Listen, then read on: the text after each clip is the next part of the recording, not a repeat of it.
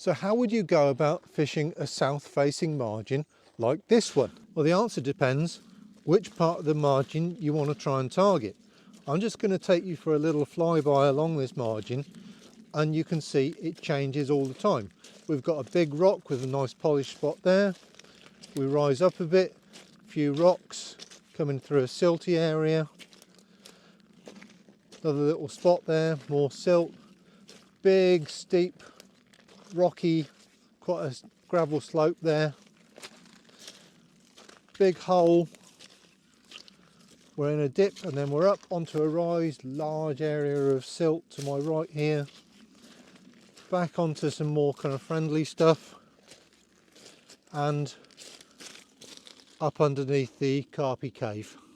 And in that little tour we only covered 25-30 metres and it was changing all of the time. So to successfully target a far margin, you need to understand that margin before you stand any real chance of being consistently successful. And it's no good assuming that just because you understand one part of the margin that it's always going to be that same. Some places you go, it is, but this is a complicated, spotty little lake and it changes all of the time. So let's have a look at a couple of spots that I know that have done multiple captures and explore what's required in order to be successful on these different spots. So on this spot we've got quite an aggressive gravel slope. It's probably about 15 degrees, something like that, and I've placed the lead right up here. It's kind of right at the top of the clean strip. That's the clean strip going from there 1.5 meters down to the bottom of the marginal slope there. Up here it's all a bit kind of shoddy and leafy, but you know, if you're making that cast or doing a little drop from a bait boat, you might say, well, I'm going to go a metre off that margin. Now depth wise, you know, that's going to be 40 centimetres of water, still enough to get a pickup actually from a carp. The problem that you've got is your line angle. This is the zone that the carp are going up and down, and your tube and your main line are going clean across this zone. This is why you need to do your homework. You need to understand what you're fishing over.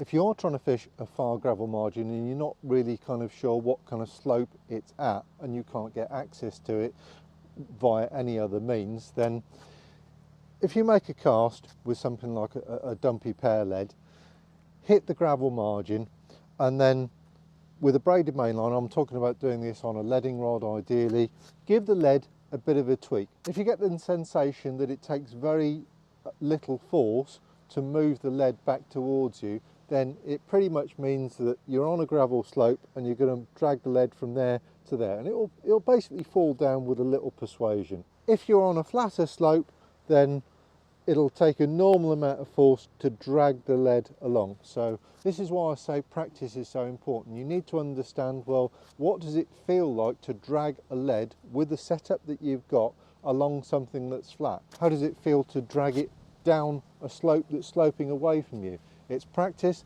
it's experience, and it's getting familiar with the tools that you've got available to you. If I was casting in this situation, I can't cast here because of the trees, but I've just positioned this in. But if I was able to cast, first of all, I'd know that the lead touched bottom very, very quickly. It's virtually instant, so I know I'm fishing in very little amount of water. The very first thing I'd do is I want to tweak that lead back. And if I tweak that lead back, it's going to fall relatively easily down that slope, and I know I'm doing it from here, but I'll be able to feel what that feels like from the rod end. And if I feel the lead sliding down a slope fairly easily, I know that I'm on a slope. Basically, that's the information I'm learning from that. But it will get to the stage whereby it'll start to flatten out, and I get into that stuff there, and I'd feel the difference in transition between that really hard stuff and that slightly soft stuff. I know it's not far and it's subtle, but with the right equipment you can feel that difference.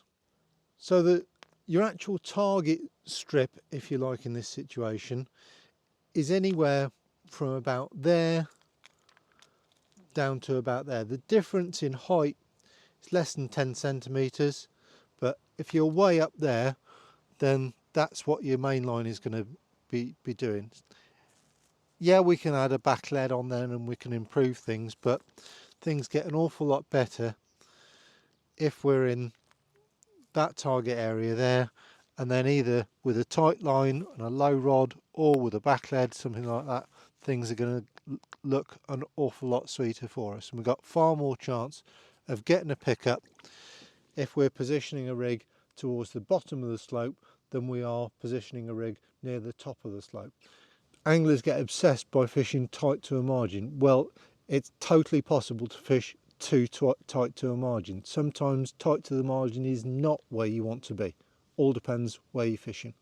So I was trying to explain the other day just how hard it would be to make a little cast to hit a 2 metre circle, even if you knew where it was, with undergrowth in the way. We're still in drain down at the moment. I'm going to try and make a little cast here. It's probably going to go horribly wrong, but yeah, overshot. Couldn't see the lead for love nor money. Let's go and have a look where that actually landed. Right, here we go. This is actually a classic illustration of you make a cast. If you're fishing a shallow margin like this and you overshoot the cast, you get it too close to the margin.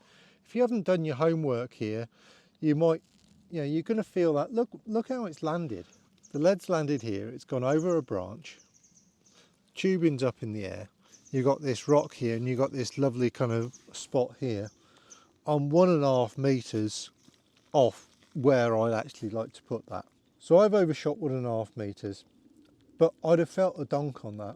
If I didn't know what I was fishing over and I just felt that down, you think, well, it's on a hard spot. I'm close to the margin. It's going to do a bite, right? No, this is horrendous. The line lay is terrible. We've got twigs holding the tubing up in there. Even if I were to ping that off there, yeah, the tubing does drop down much better, but the line's going clean across the spot. Now, I know we haven't got the water pressure here and I haven't set that rod up properly yet for either back lead in or tight line or anything, but I've just kind of lobbed the rod down. But the problem is that if you don't pay attention to the spot and your rig position and the line lay, when you're fishing a far marginal slope, your line lay is going to be terrible. The line's going clean across the middle of the spot, you've overshot, and you're never going to get a bite. So what I'm going to have a go at is, let's assume that I actually understood what I was doing and where that rig needed to land, and I felt it was too close. I'm going to take 1.5 meters off that and I'm going to cast to a clip and I'm going to see if I can drop that lead more accurately where I want it to be. Right, so I'm going to clip that up 1.5 meters short of where I actually am. And to do a low punch cast like this, you have to squat down or kneel down or sit down. It's no good standing up for this. Dunk. Wow, that flew back, hit the bank and kind of bounced back towards me. I think underwater that would have been okay. I want to have another go at that. Better. Yeah, I didn't even hit the clip in the end. Third time lucky. Perfect. Absolutely pinpoint that. I feathered the lead to decelerate the lead as it approached the spot, and it went absolutely buff, bang.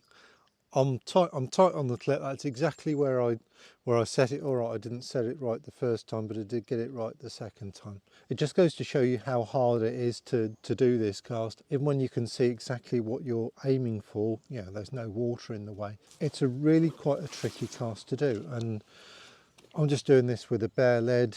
If we were to add the jeopardy of actually trying to do this in a fishing situation, you've got a beautifully sharp hook on there and you want to get that rig into position, you need to do it first time. You cannot afford to get it wrong. This is why I always advocate to guests, if you want to fish this margin and fish it well, use a boat, use a bushwhacker, get out there, wade out there, get the rig into position accurately every time. Obviously, on lots of waters you don't have the choice and you just got to do the best you can. Okay, I've just plopped that on the rest there, and I'm going to do it in a tight line configuration. Let's go and have a look how that looks. Well, here we go. I'll be honest, I couldn't have put this more accurately if I'd have done it by hand. 1/2 metre away from the rock. In an ideal world, that is exactly where you want that rig to be. You can see, even with a tight line, this rig tubing, it's really not too bad. It's barely above the height of the stones here. It was a great cast, but it took me a few goes, and I knew exactly what I was aiming for, and I could see what I was aiming for, and you can't normally do that in a fishing situation. So it's a bit false, but this is the sort of position that I want that rig to be in, and it shows you how hard it is to get it right when you're casting from the bank, even at close range. I'm just aiming back at the rod there, and you can see the sun just catching the line glinting there, and that's bowstring. Well, it's not really bowstring tight, but it's pretty tight across that spot. I'm going to wander back there now, stick a back lead on and see if we can improve that line lay. Doesn't need much of a back lead, just one of these little clip-on ones. I normally use something like the 15 grammars, and then I would slide it out, bunk, to be about there. It's gone about 3 metres from the bank. Trying to keep this as realistic as I can, despite the fact that I know there's no water in there. And we've got about a 45-degree angle from the rod tip down to the line. So that's the rod like that, then the line's coming down like that, going down to the back lead and then going across to that spot. And I'm going to guess that that has made a massive difference to the line lay across there. Let's go and have a look. It hasn't made a huge amount of difference, to be honest, because I got the positioning of the rig so absolutely spot on. But it has improved things. What I'm really pleased to see is the line disappears across this zone, then it really is going flat across the lake bed.